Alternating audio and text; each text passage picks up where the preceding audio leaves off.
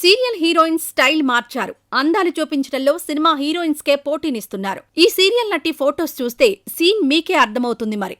అందాల ముద్దుగుమ్మ దీపికా రంగరాజు గురించి ఎంత చెప్పినా తక్కువే. ఈ అమ్మడు అందానికి ఎవ్వరైనా ఫిదా అవ్వాల్సిందే. బుల్లితెరపై నటిస్తూ తన నటనతో గ్లామర్ తో ప్రతి ఒక్కరిని ఆకట్టుకుంది ఈ ముద్దుగుమ్మ. బ్రహ్మముడి సీరియల్ తో దీపిక తెలుగు అభిమానుల మనసు దోచుకుంది. ఈ సీరియల్లో కావ్య పాత్రలో నటించి తన నటనతో మంచి గుర్తింపు సొంతం చేసుకుంది.